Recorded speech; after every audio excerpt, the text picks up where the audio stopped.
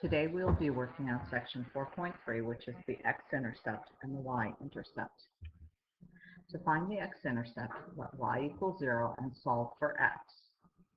Thus, to find the y-intercept, you let x equal 0 and solve for y.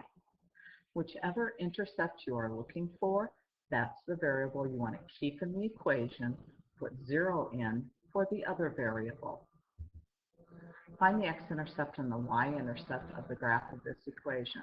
5x plus 10y equals 30. Let's find the x-intercept first. That means we will be putting 0 in for y. When we do so, we have 5x equals 30 and x equal to 6.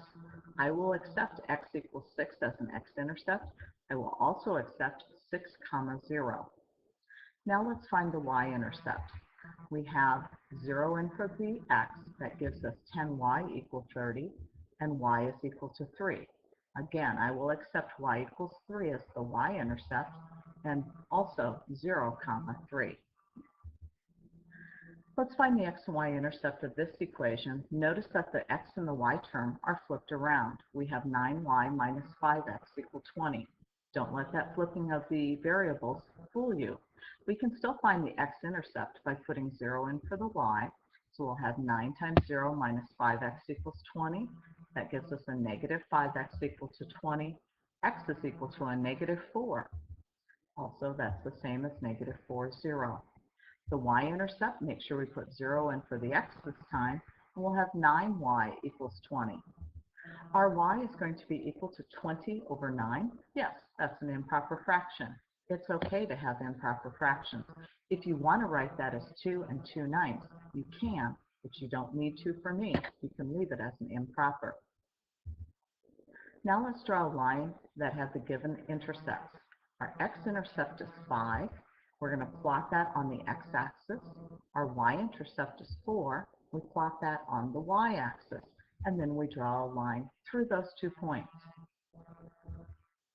One more. Here we have the x-intercept is a negative 1. We'll plot that point.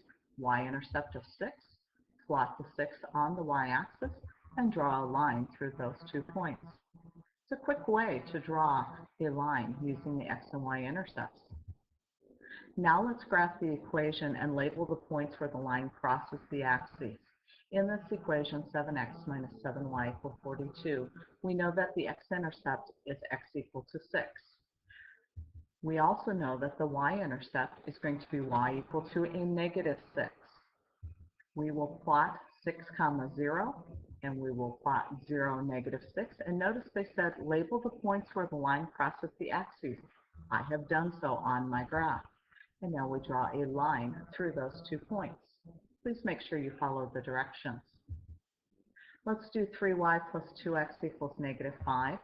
The x-intercept will be x equal to a negative 2.5. And the y-intercept will be y equals a negative 5/3. Yes, sometimes you will get decimals and fractions as your x and y-intercepts. Plot them the best that you can.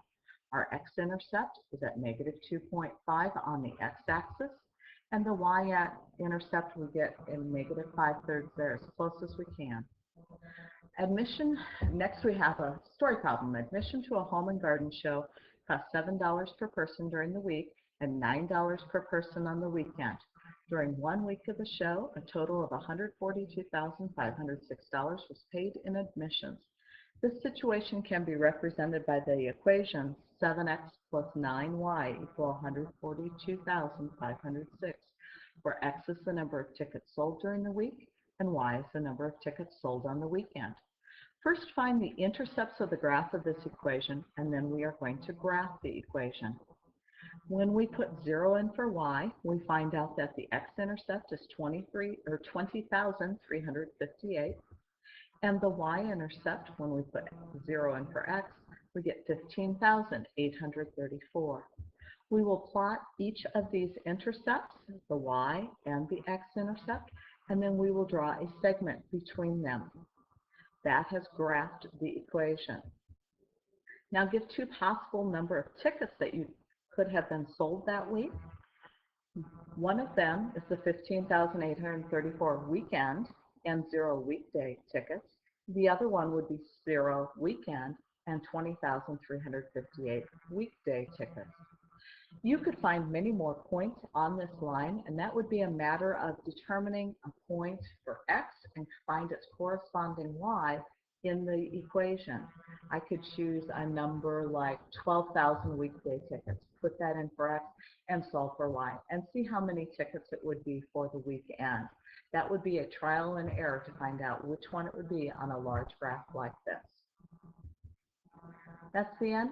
Enjoy your x-intercepts and your y-intercepts. Thank you.